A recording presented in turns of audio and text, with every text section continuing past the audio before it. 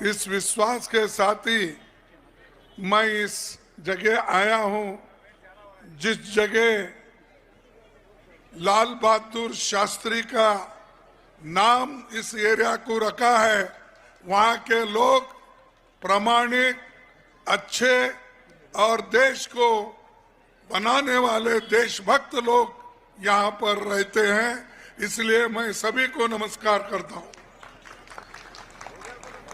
जैसा कि लाल बहादुर शास्त्री, उन्होंने एक नारा दिया था, जय जवान जय किसान। ये किसका नारा? लाल बहादुर शास्त्री का नारा। लाल बहादुर शास्त्री कौन से पार्टी के थे? कांग्रेस पार्टी के थे। और वो एक प्रामाणिक व्यक्ति हमारे पार्टी में थे, प्रधानमंत्री बने। और लाल बहादुर शास्त्री, पंडित जवाहरलाल नेहरू जी, इंदिरा गांधी जी, सभी लोग उनको चाहते थे। आज ये चुनाव बहुत ही महत्वपूर्ण चुनाव है। ये एक बहुत बड़ी लड़ाई है। अन्याय के विरुद्ध हम लड़ना है।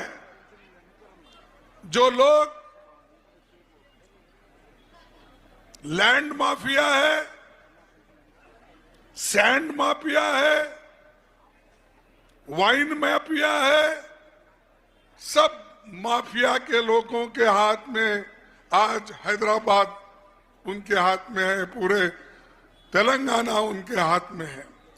ऐसे लोगों के हाथ में जो तेलंगाना है, जो बहुत बड़ा लक्ष्मी पुत्र के जैसा ये एरिया था, यहाँ पर सरप्लस अमाउंट था, यहाँ पर लोगों के हाथ में पैसे थे, लेकिन गरीब लोगों के जमीन छीन छीन कर चंद अमीर लोग इतना बढ़ गए, अमीर लोगों को देते हैं, बड़े बड़े बिल्डर को देते हैं, सैंड माफिया को देते हैं, लैंड माफिया को देते हैं, वाइन माफिया को देते हैं। उनको नजदीक है और बाकी के लोगों को दूर रखते हैं।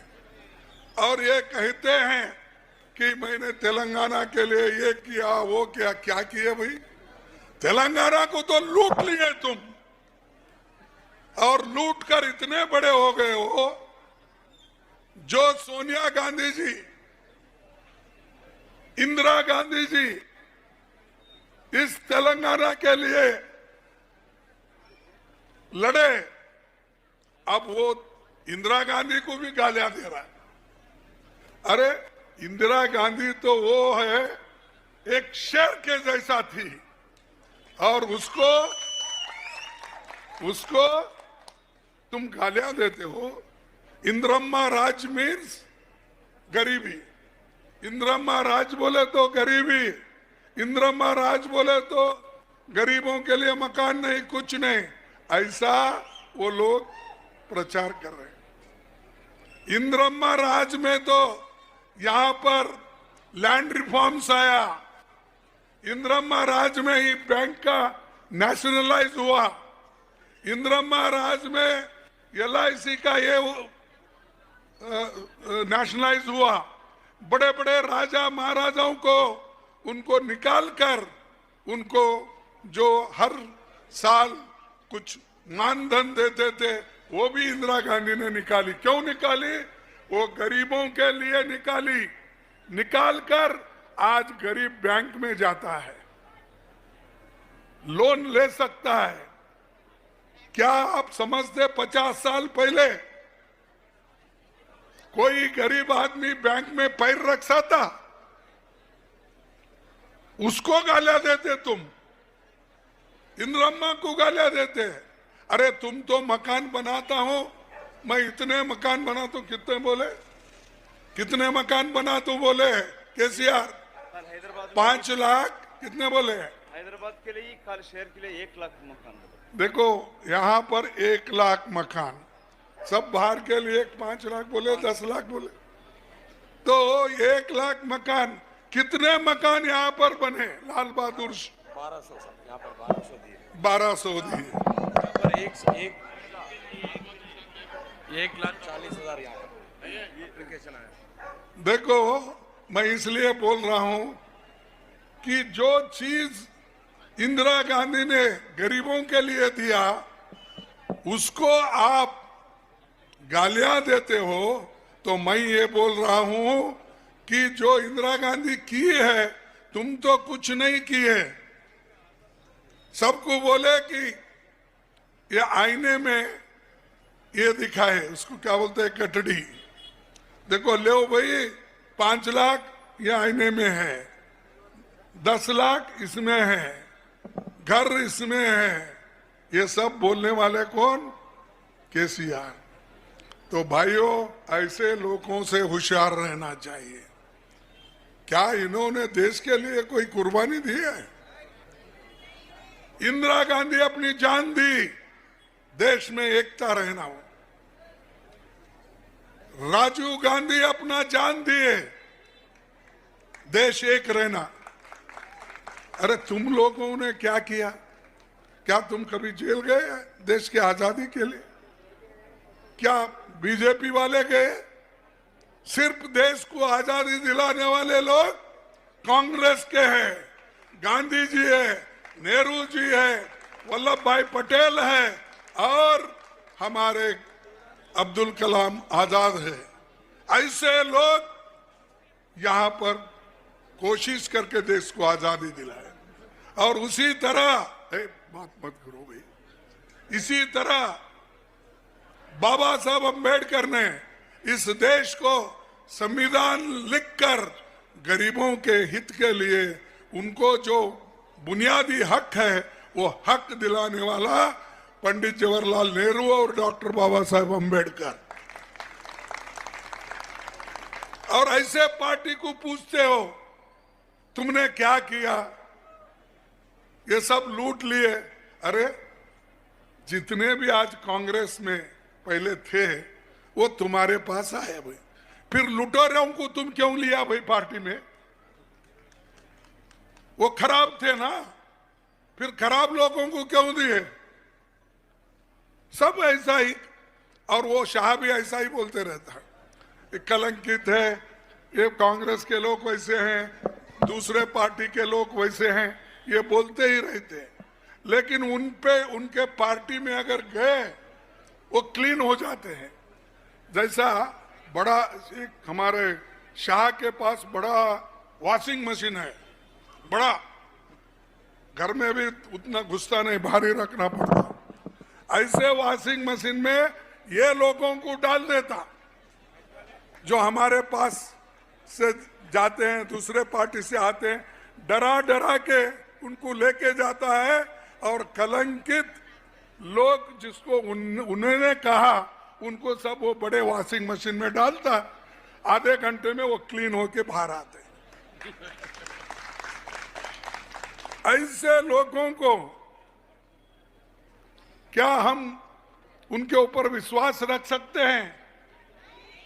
तो इसीलिए आप तो होशियार बनना है। और हम अब 4-5 तो इलेक्शन में कम से कम 4 तो अब हो गए, और उसमें खास करके कल जो राजस्थान का इलेक्शन हो गया उसमें हम जीत रहे हैं, छत्तीसगढ़ में हम जीत रहे हैं, मध्य प्रदेश में हम जीत रहे हैं, तेलंगाना में भी हम जीत रहे हैं। क्योंकि ये जबरदस्त माहौल है, लोगों में जोश है, नौजवानों में जोश है। और ये झूठ बोलने वाले लोग जो है ना, इनको तुम भगा दो। मैं चुप नहीं बोल रहा हूं, मैं आपको ही पूछता हूं, मोदी 2014 में आए, क्या बोल के आए? कि भाइयों और बहनों,